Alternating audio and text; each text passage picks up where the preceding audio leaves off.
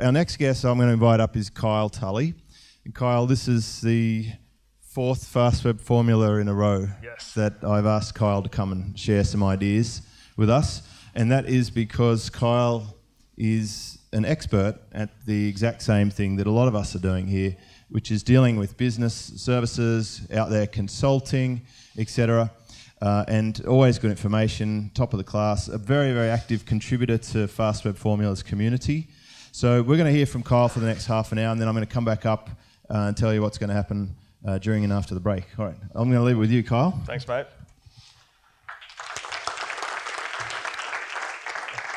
Okay, real quick show of hands, who's already doing some kind of local business, selling services to other businesses type of thing?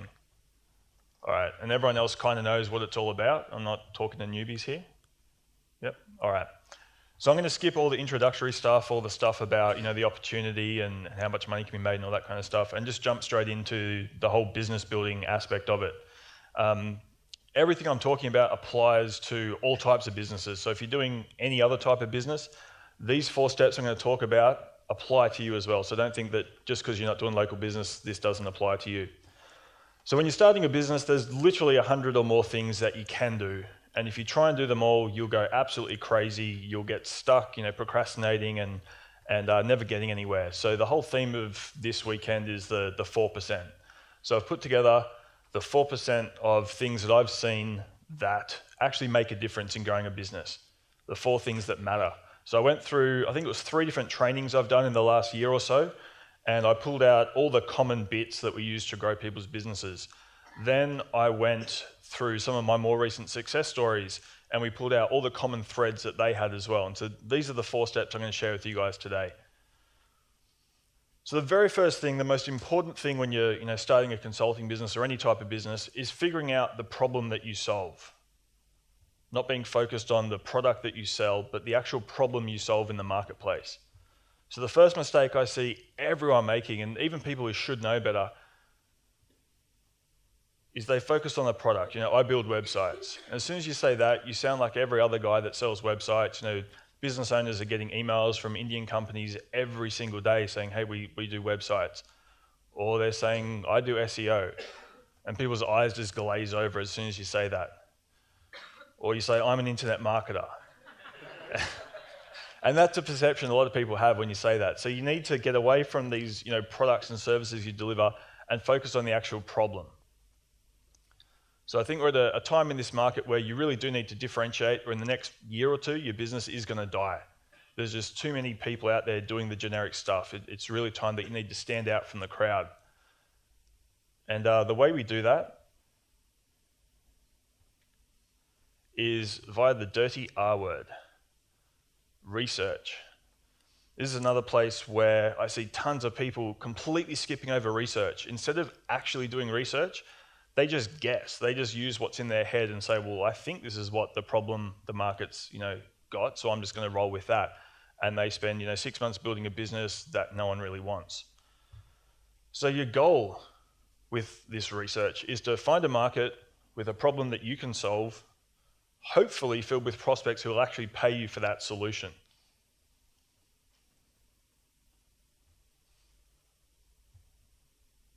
The way I'd suggest you start is just pick a market. I've put a list out there called the 47 players of the different markets I've worked in or my students have worked in. That's a good place to start. You're looking for things, like a market that spends money on marketing and advertising. Businesses that have sales teams or some kind of sign that they're using sales and advertising to grow their business. If you've got a particular expertise or track history in a market, that's often a good place to go. Now, if you've got a current job, maybe going into that industry as a consultant would be an easy way in. And what you want to do is go in there and start conversations with these people and listen for opportunities. Ask questions and figure out what the problems in that market are.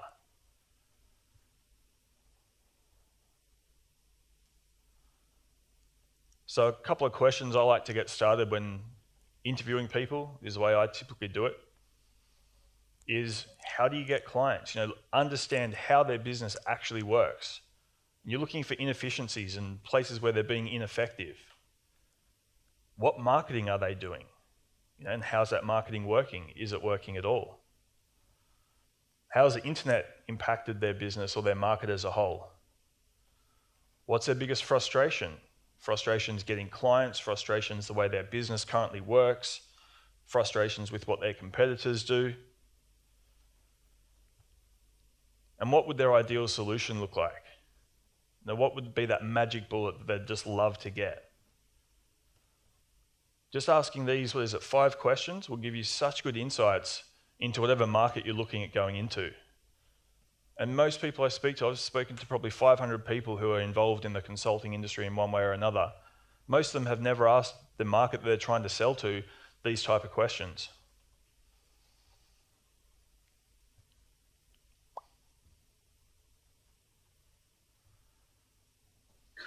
And so what we're looking for with all these questions is a problem that you can solve. This may be something like a way to get traffic to their website, a way for them to get found online. Could be a conversion problem, or one of many, many other things. The key thing is a specific problem that you can solve. Not necessarily you individually, but you as in someone you can outsource to. For example, I'd say 90% of people in my program outsource their SEO services to one of James' companies. So it just needs to be a problem that you know where to find the solution to.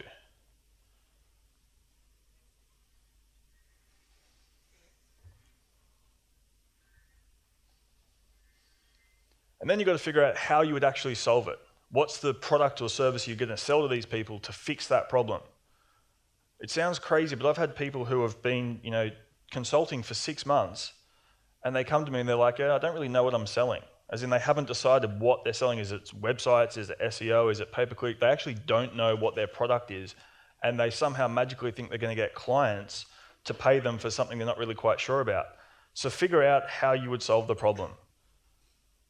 And it's just as important to figure out what you don't do as what you do. So you don't necessarily want to go out there and offer websites and traffic and conversion and emails and video and everything like that, because you can't be the best at all of those things, and you'll spend too much time trying to manage all these different things rather than getting really good at doing one thing.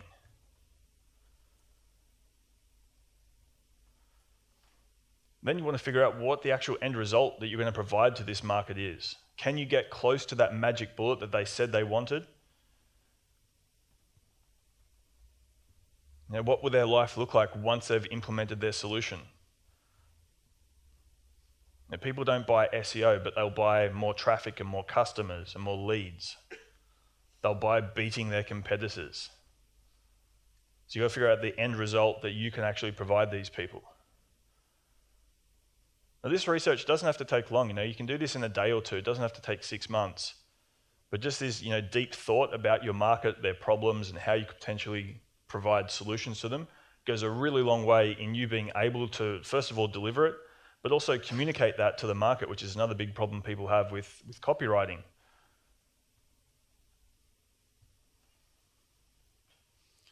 And then what's the value of that solution? What's the monetary value of it?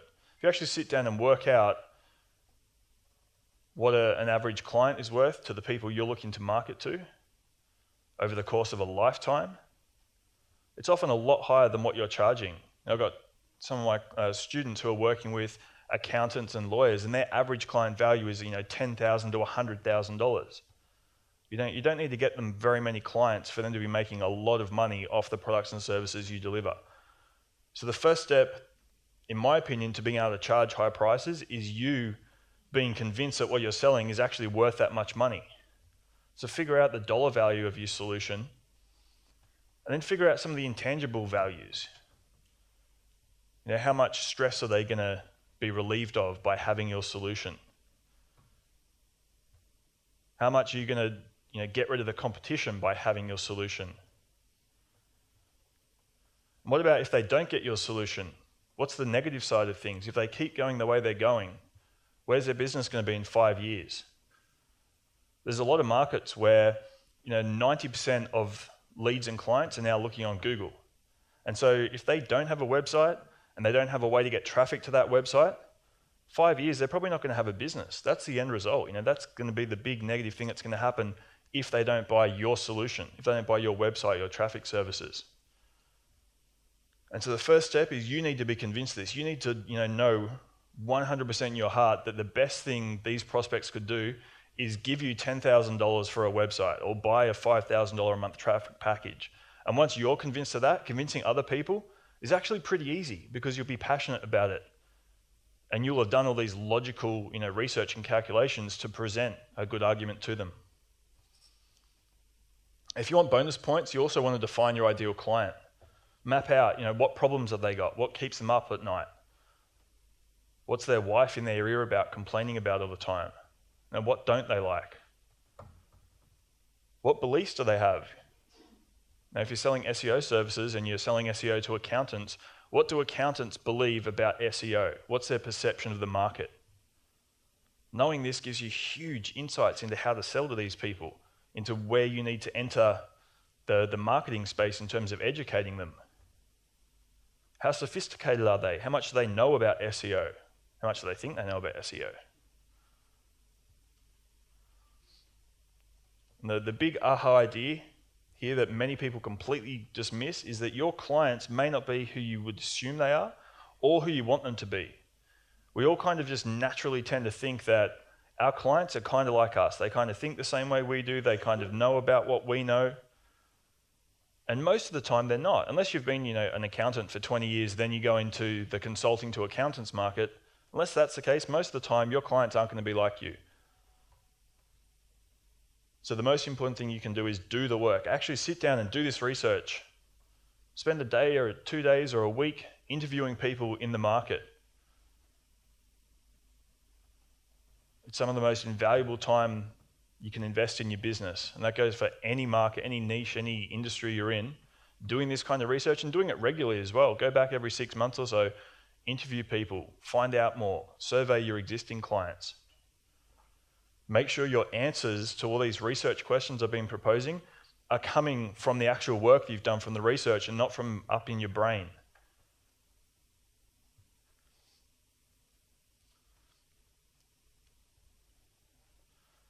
So the second step is you need to generate leads. It goes for pretty much every business out there. You need a way to generate leads.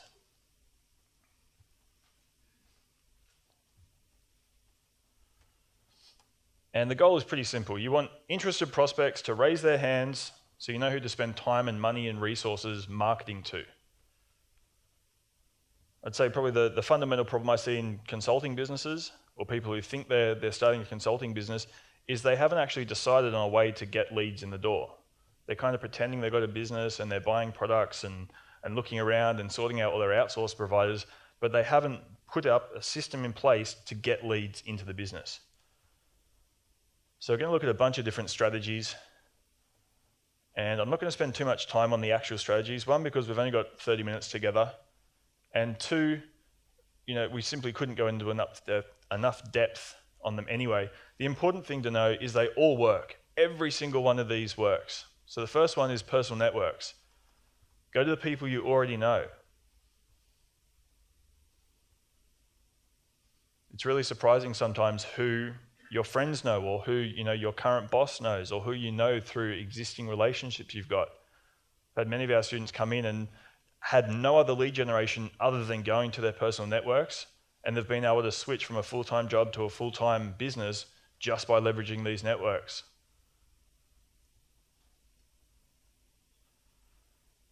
Networking is still working really well for a lot of my clients.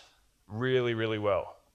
Because you can go in there and it's like you've got this own little market of your own to play with and to sell to. And the way a lot of these networking events are set up is that there can only be, for example, one SEO guy in the group or one website guy. So once you're in, you can kind of lock it down. You've got a group of 10 or 20 people you can, first of all, sell stuff to and also have referrals and stuff coming in from. So networking is still working really, really well. Newsletters and reports also working great. Same with direct mail. We kind of integrate all three of these many times. And more recently, people have been experimenting with the OTR strategy, James's own the racecourse type of thing. Now, the thing all of these strategies have in common, and I think the key difference between people who are getting clients relatively easily and those who keep struggling, is that all of these strategies deliver value before you actually ask for a sale. So we're not, sending an email and saying, hey, buy my SEO services, hey, buy a website. We're putting content out in the marketplace. We're delivering high-value reports. We're writing a monthly newsletter. We're putting out weekly video tips, educating people on why they need a new website, on why they need SEO, on why they need traffic and conversions. And the sale happens much more naturally once you've done that. So my main advice here is just pick one. Just pick one strategy and actually execute it. There's no point knowing about 20 different strategies. There's no point spending, $7 a day on the latest, greatest strategy if you still haven't implemented, the first one. So pick one and just roll with it and execute it and get good at it. And the way you pick, figure out what are your strengths? What are you good at? Where's your expertise? Are you a great copywriter? Are you good on video? Are you a great personal one-to-one salesperson? Can you sell on the phone? Figure out what your strengths are and leverage them. Don't just go down one path because someone else said that worked for them.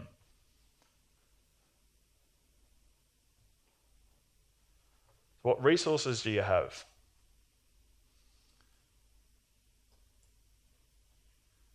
And where do your ideal clients actually hang out? What are they likely to respond to?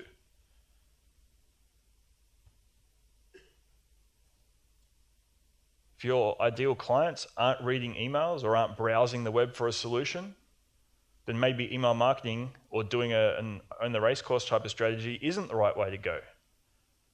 Maybe you're better off going direct to them via direct mail or an industry report. And then probably the most important thing is, what are you going to commit to? This is the only difference I would say between my most successful students and the ones who never really get anywhere, is that they commit to a way of getting clients, they get good at that strategy, and they just execute it consistently. It sounds really simple, but this is where all the mistakes are made. They're not made, doing the super advanced stuff. They're not made because people aren't doing, automated follow-up. They're made because people haven't got these real simple things in place.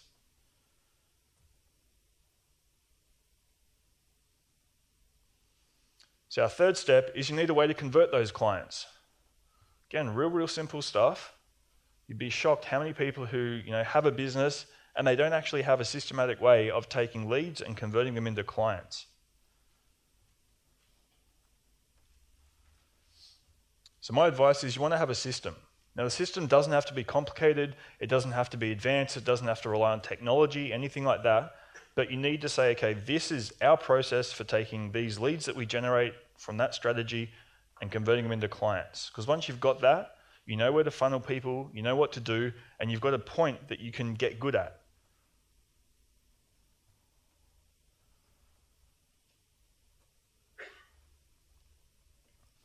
And the key thing here is that these little small steps you take people through lead to big commitments.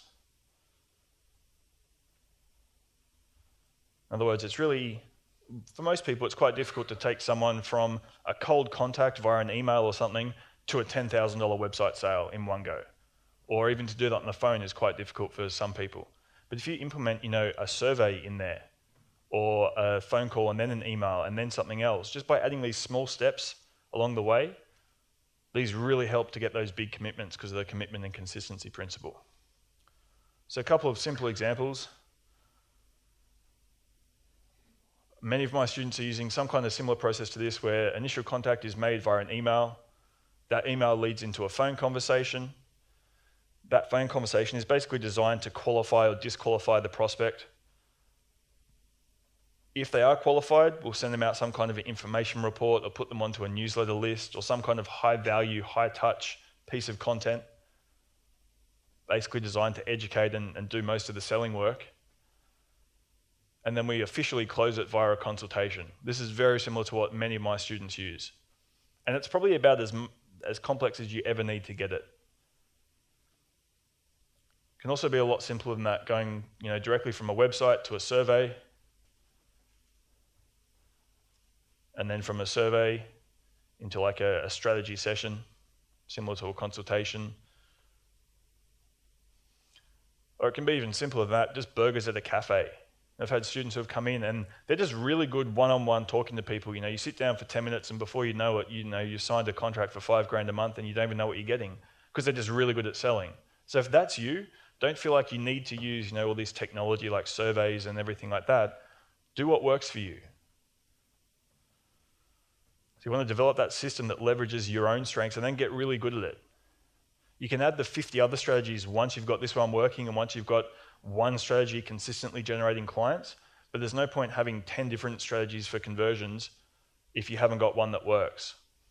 There's no point, trying to sell someone on the phone first time, and then the next person you're trying to take them to a cafe, and then the next person you're doing an in-person presentation, because there's no leverage there. You're not improving at any one strategy, and it's just going to be sheer luck whether you land one of those clients. Whereas if you've got a funnel in place and you know exactly how your conversion process works, anyone contacts you, so okay, the first step is fill out this survey and we'll see, what we can do for you.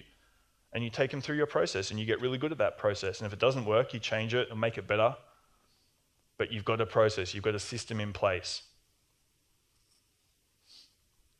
So we're moving really quick. This is usually a training I'd take probably about 4 weeks to deliver and probably about 8 hours of content. I've put it down to 30 minutes. We're moving really quick. I'm sure there'll be recordings or something. And the fourth step is service delivery. You've made all these big promises, you've found the problem you can solve, you've found a way to generate leads, you've found a system that works for you to convert. Now you've got that annoying thing of actually having to deliver something for that money that you just took. So the best advice I can give, at least when you're starting out, is make sure you're outsourcing. You don't really want to be doing too much stuff in-house. And the main reason for that is it just adds too much complexity. Way too complex, too many moving pieces, too many things to do. You want to be outsourcing.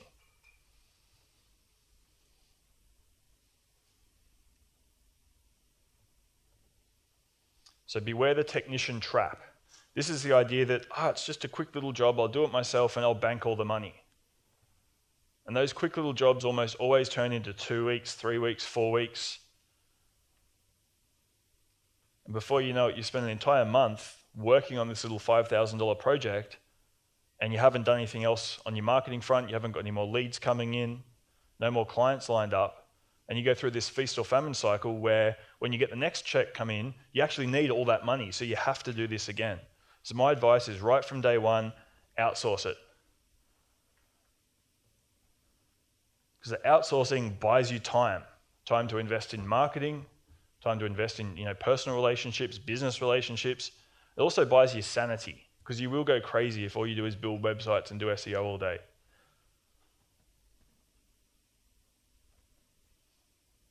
And that extra time you're able to invest in marketing gets you more clients coming in the door.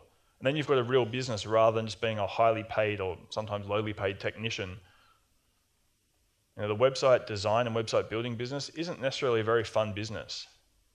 But being the middleman, like we saw James Reynolds, that's a really fun business. It's a really good business. It's a whole lot easier as well. I started out as a web designer, wouldn't recommend it. So remember what business you're really in. You're in the business of marketing whatever it is you do. You're in the business of marketing those services. You're in the business of getting more clients for your business. That's the real business you're in. The actual technical stuff of what you deliver, as far as you're concerned in growing your business, isn't necessarily all that important. So let an outsourced team provide that while you focus on what you're good at, which should be the marketing and the sales and the relationships. And I'll make the point again, I think James said this very early on as well.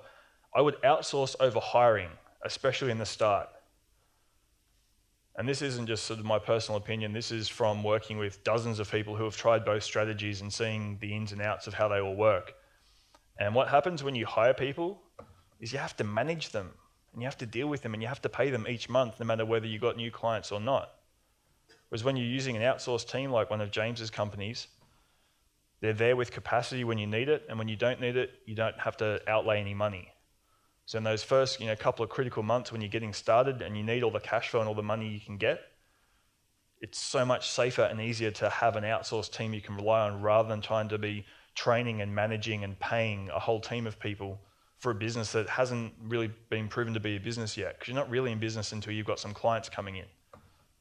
So I would always outsource first rather than hiring. Down the track, if you work it out that you're going to make more money by hiring people and building your own team, sure, go for it. But I think, first year or two, definitely look to outsource versus hire. And so your ideal scenario is that when you bring on a new client, it doesn't take up too much of your time. Because very quickly you'll run into capacity issues where there's only so much time you've got to project manage and deal with people and be on the phone, all those kind of things. And if you add in actually having to do the work as well, 3, 4, maybe 10 clients down the track and you're stuck, you run into a wall. So you want to set up systems where new clients don't take up too much of your time.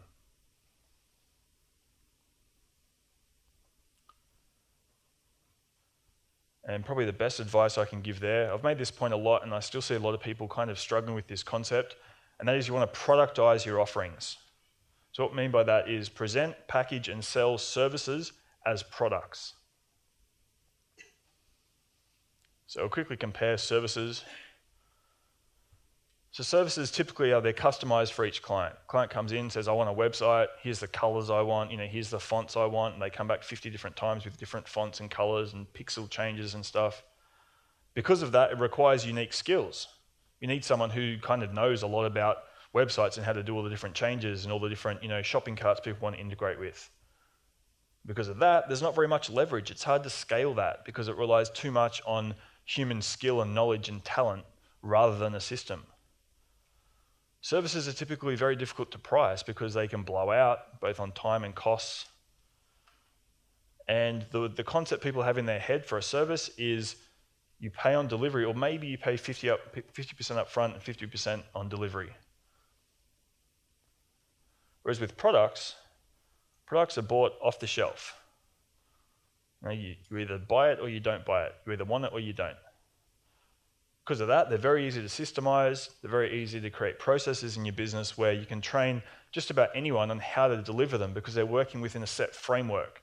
They're not having to be creative or think on their feet or know, all the different ins and outs of whatever you're working on. They just follow the process and they check off the boxes and they work through and they deliver the result that you promised. So they're very easy to scale, easy to price. And the really cool thing is products typically you get paid up front. You don't walk into a supermarket and say, I'll pay 50% now and 50% when I finish the cereal. You pay for it all up front. So many of you probably heard this Henry Ford quote, any customer can have a car painted any color he wants so long as it's black. Now apparently this came about after he'd implemented the production line and they figured out that the longest part of that production line was the paint drying process. And the fastest color paint to dry was black. So we figured I'm going to make the most money by saying we only sell black cars. So how does that apply to your business, consulting business? You get to decide the options. If you only want to work with WordPress websites, make that decision and that's the sort of productized offering you offer. I've had one client, he started off offering WordPress new sites and WordPress rebuilds where he'd take someone's existing site and convert it to WordPress. And after a couple of months, he figured out that the rebuild clients were taking more work than the brand new clients, were paying less, and were more of a hassle. So we just dropped that option completely. And now it's either you want a brand new site, and here are all the reasons for it, or you don't work with me. And he's making a lot more money, and he's doing it easier with less clients and less hassles. So you get to decide the options. And so this mindset brings us right back to the very first point of solving a problem. The mindset you want is you want to be the best in the world at delivering your solution to that specific problem that you identified in the market. And once you've got that little system where you've identified a problem, you've got a system to solve it, and you are one of the best in the world at delivering it, then you go find another problem and you repeat the process. So next steps. Don't overthink it. Everyone's first, thing when they get away from a seminar is they get the whiteboard out and they map out 10 years into the future, all the different things they're going to do and all the different components and how everything's going to fit together. And a week later, you've already lost it. You don't know what you're doing, don't know what direction you're going, you're procrastinating because there's just too many options. You get stuck on one piece and it all falls apart. So my advice is keep it really, really simple. There's only 4 steps. Figure out a problem, figure out a way to generate leads, convert those leads and then deliver. So what I would do, put together a one-page plan. Literally one page takes you maybe a day, 2 days, a week at most. And that week is including if you need to interview people and go back and forth and stuff. One-page plan on how you're going to do that. And come up with a 90-day goal of what you want to achieve in the next 3 months. And then just go out and do it. Don't overcomplicate it. Don't go buy new products. Stay off the forums as much as you can. Stop reading emails. And just sit down and execute your plan for 90 days without stopping. It's a crazy idea, but when you actually sit down and work on this stuff, it works. You make money. You don't make money by constantly coming back into the forums and trying to learn more stuff and asking questions that you'd learn if you just went out and executed it.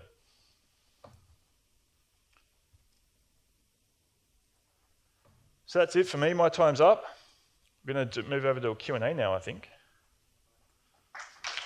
Excellent. Hello. All right. Thank you, Kyle. So do you want to stay with me here? All right. This nice little chair. If you've been dying to ask Kyle a question about local business marketing, then I'm going to have to probably get another mic up, I think. We'll just organise one. And we'll put it on the mic stand. So if you want to grab a question while we're here, or if you want to ask me something around that, then we'd be happy to do it. And so, who wants to learn more about what Kyle was just talking about? I can see John making a move there. He's coming around. All right.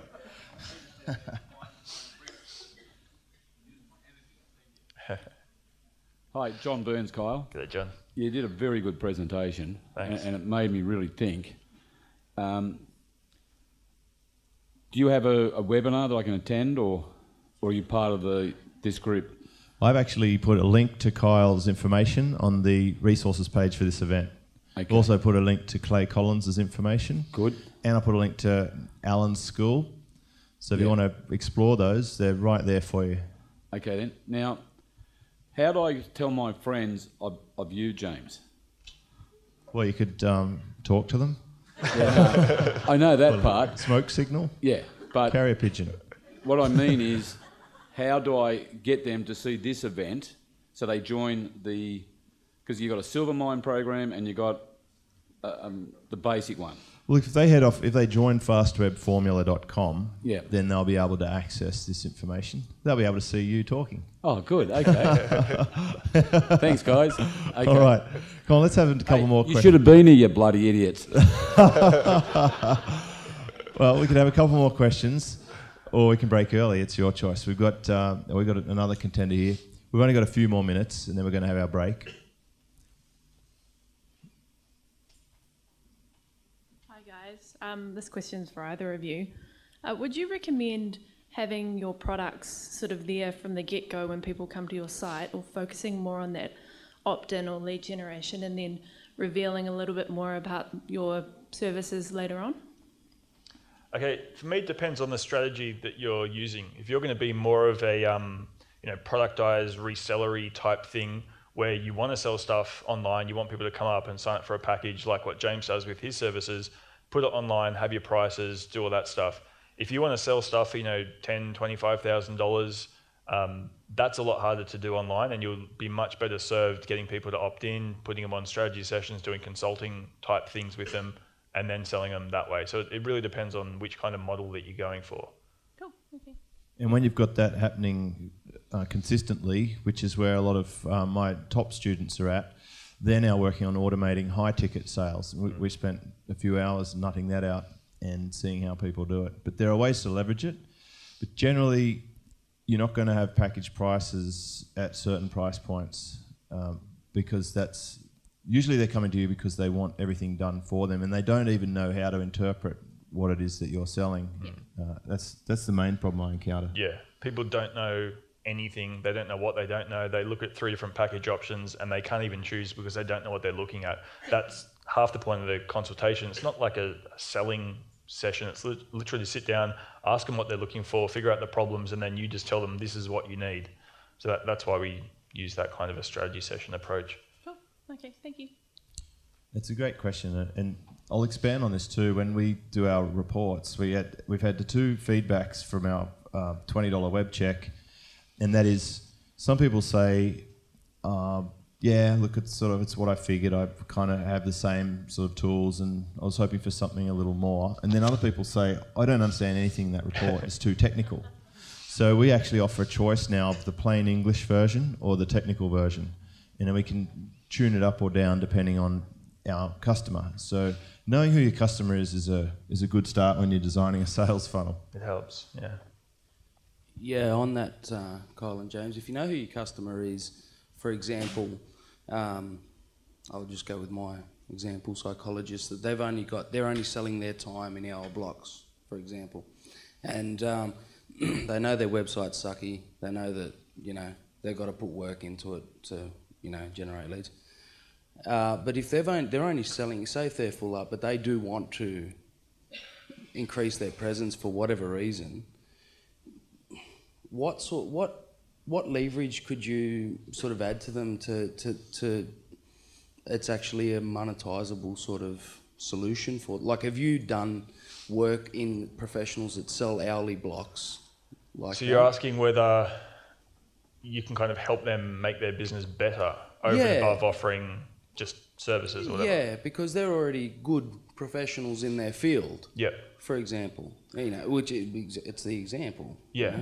Look, you can do it, and I've got a lot of experience doing consulting. My general experience is that they won't take the advice you give them. There's only a certain amount of stuff you can do to help them actually change. But if they're asking you for it, say if they're asking you for the... Oh, if they're asking me, I'll charge them money and I'll give them my best advice. They want traffic, but how do you actually say that it's worth X amount of dollars for them? Like show them the opportunity they're missing. There's so many things they could do, like sell 10 hours at a time instead of one in little, 10 1-hour passes. They could get so much traffic that they could hire more people. That's a very simple one. That happened to a solicitor customer of mine. I didn't hear from them for about 3 years because they were too busy.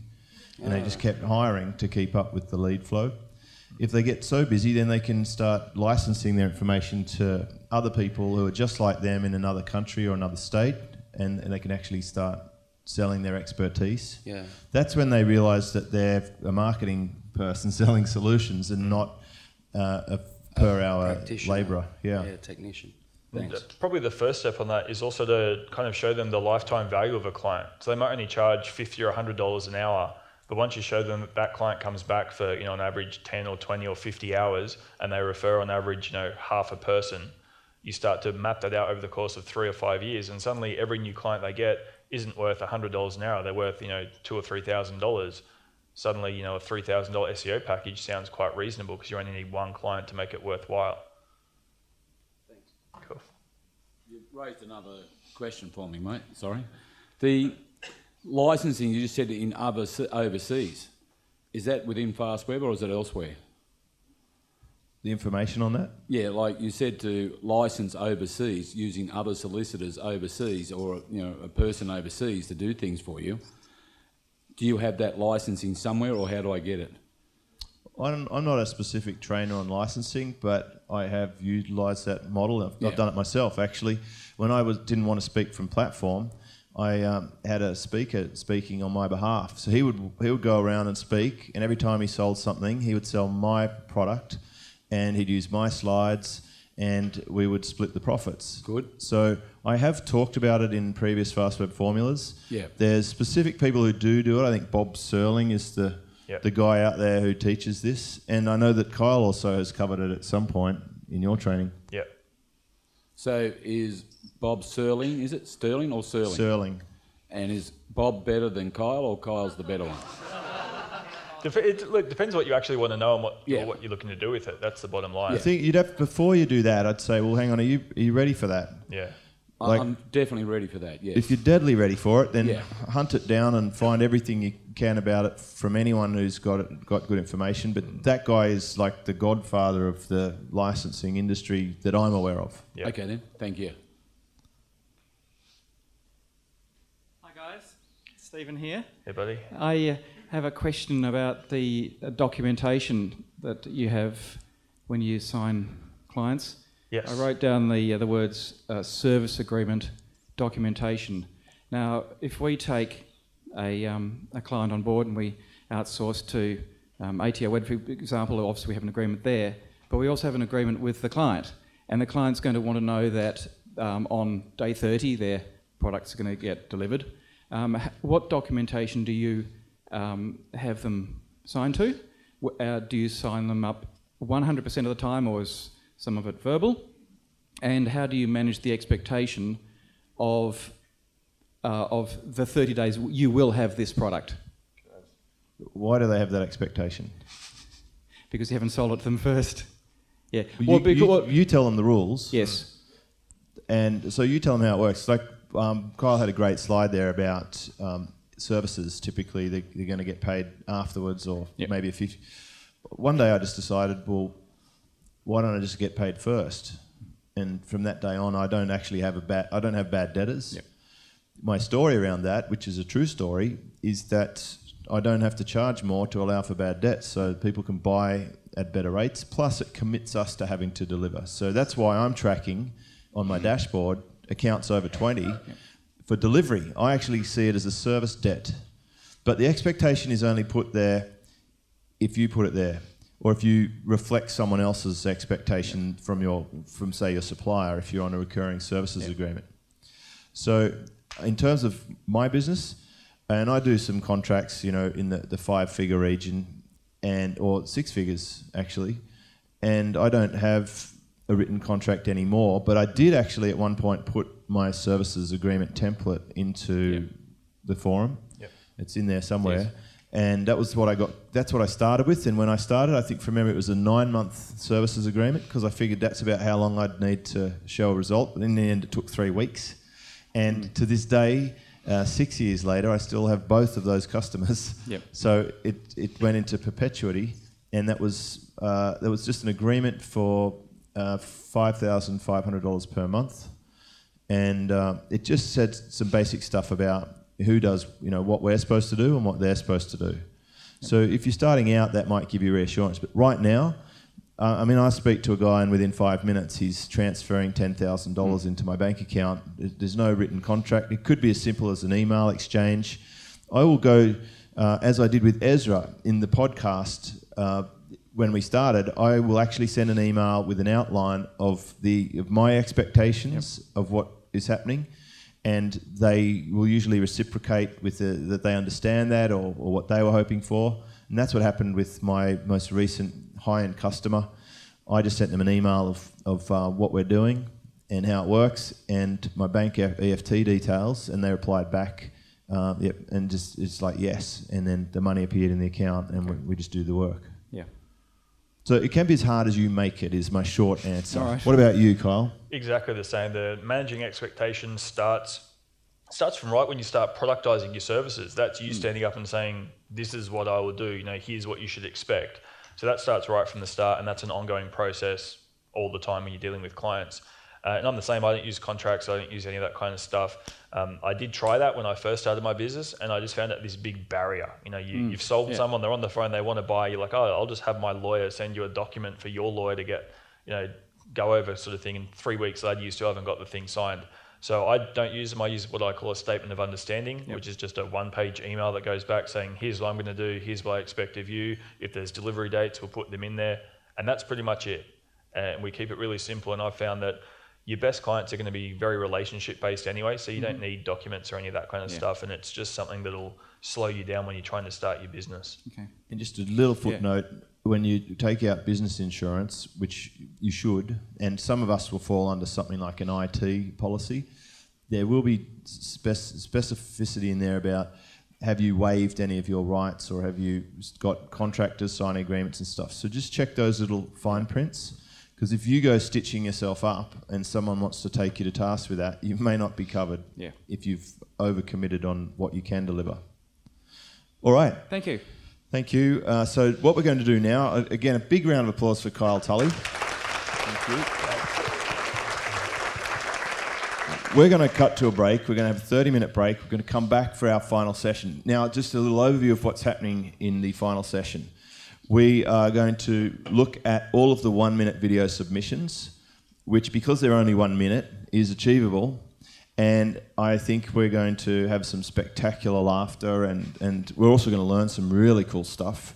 And it's amazing how much people have contributed in such a short time at such a high production level, and you'll see what sort of peer group we have here. And every one of the experts, especially the people who have come over from overseas, have said, wow, these people are switched on, they're good people.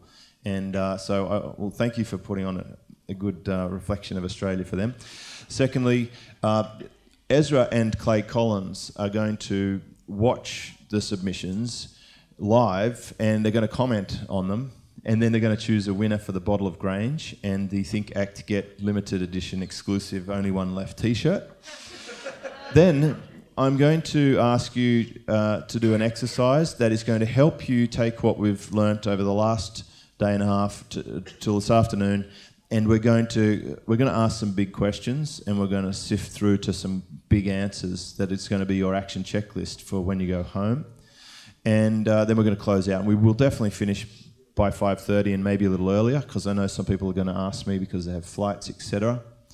If you do have to go home early, I just want to say thanks for coming along. It's been good. On the resources page, I will load things. If I've forgotten to load something and you're asking for it, just flick me an email and I'll add it. So keep checking it. And also there's a survey there. I'd be really interested for you to fill out a survey when you go home and just tell me what we can do better at this event. Right now in the break, I'd love you to put to practice your newfound acting skills. We're going to get the camera. He's going to pop up, I think, here on the stage. If you'd like to express your thoughts about the event to the camera, I would really appreciate it. Just a quick blurb. Practice your acting skills. I'd like to put those thoughts into something at some point. So if you can say something about the event, that would be awesome. We're going to have a half an hour break and we'll come back here and we'll close out the event. Let's do it.